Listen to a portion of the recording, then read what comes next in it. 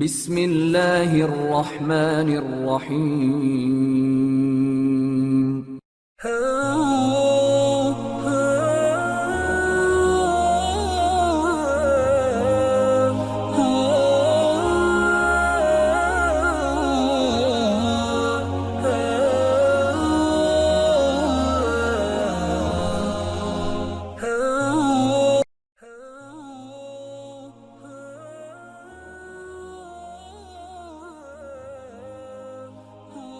نبی کریم علیہ الصلوۃ والسلام کی ذات اقدس کے حوالے سے سلسلہ پنجتنی نے نوجوان نسل کی بہتر رہنمائی اور آگاہی کے لیے ایک سلسلہ وار پروگرام فوق البشر کی عنوان سے ترتیب دیا ہے۔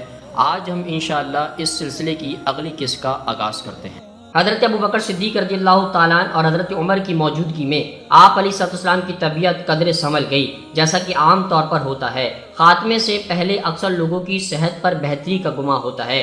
تکیے کے سارے بیٹھے تو خاصے حشاش بشاش لگ رہے تھے، تھوڑا سا پانی پیا اور پھر جیسے کئی لوگ آج بھی کہتے ہیں انہوں نے اپنی مرضی واضح کرنے کی آخری کوشش کی، لیکن جیسے پہلے ویسے ہی اس موقع پر بھی بیان خاصا مبہم سا ہے۔ لکھنے کا سامان لے آؤ تاکہ میں تمہیں کچھ کہوں اور تم اسے لکھ لو، اس کے بعد تم کبھی بھی گمراہ اور دلالت کے شکار نہیں ہوگے۔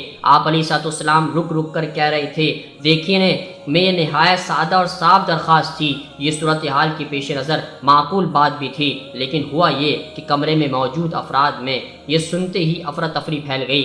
آپ علیہ السلام کیا لکھوانا چاہتے ہیں؟ کیا یہ سادہ ہدایات تھیں جن کے تحت آگے لائے حمل طے کیا جا سکتا تھا، یا پھر یہ دینی تعلیمات تھیں جو وہ پیچھے رہ جانے والے امتیوں کے لیے چھوڑنا چاہ رہے تھے، یا یہ وہی تھا جو اس موقع پر انتہائی ضروری تھا لیکن لوگ اس سے شاکی بھی تھے؟ یعنی کیا آپ علیہ السلام وصیت لکھوانے جا رہے تھے؟ کیا پیغمبر خدا اب حتمی طور پر اپنا جانشین نامزد کرنے کا فیصلہ کر چکے تھے؟ آپ علیہ السلام کیا لکھوانا چاہتے تھے؟ یہ جاننے کا صرف ایک ہی طریقہ تھا، اور وہ یہ کہ انشا نویس کو بلا لیا جاتا، مگر ایسا نہیں ہوا۔ بجائے کمرے میں موجود افراد کے بیچ بحث شروع ہو گئی۔ کہا گیا کہ آپ علیہ السلام بیماری کے سبب ناتواں اور سخت دباؤ کا شکار ہیں، تو بہتر یہ ہوگا کہ انہیں آرام کرنے دیا جائے۔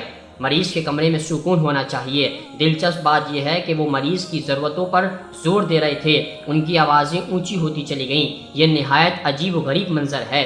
صاف ظاہر تھا کہ وہ شخص جس کی اطاعت اور فرمانبرداری کی ان میں سے ہر شخص نے بارہا قسم کھائی تھی، وہ ہمیشہ ہی اطاعت گزار چلے آئے تھے، اب ممکنہ طور پر اپنا جانشین بھی مقرر کر لیا تھا۔ جانشینی واحد شے تھی جو اس کمرے میں موجود ہر شخص جاننے کے لیے بےتاب تھا، لیکن وہیں یہ واحد شے تھی جس کو جاننے کی کسی کو خواہش نہیں تھی۔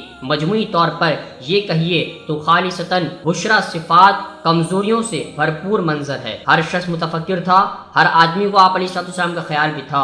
وہ ایک دوسرے کو خواہ ضد اور اصرار سے باز رہنے پر مجبور کر رہے تھے تاکہ بیماری کی حالت میں آپ علیہ السلام کی زندگی آسان رہے۔ وہ سب ہی خیر خواہ تھے، لیکن ہر آدمی اپنی خیر خواہی کو عجب انداز میں جتلا رہا تھا۔ ان کی آوازیں اونچی ہوتی چلی جا رہی تھیں اور آپ علیہ السلام کی درخواست پر وہ خود انہی کی حالت کا نام لے کر ان کی خواہش پر عمل سے گریزاں تھے۔ معزز دوستو، آج کی گفتگو کا اختتام ہوا۔ انشاءاللہ کل آپ سے پھر ملاقات کریں گے ایک نئے ذکر اور فکر کے ساتھ۔ اپنا بہت سارا خیال رکھیے گا۔ اللہ حافظ۔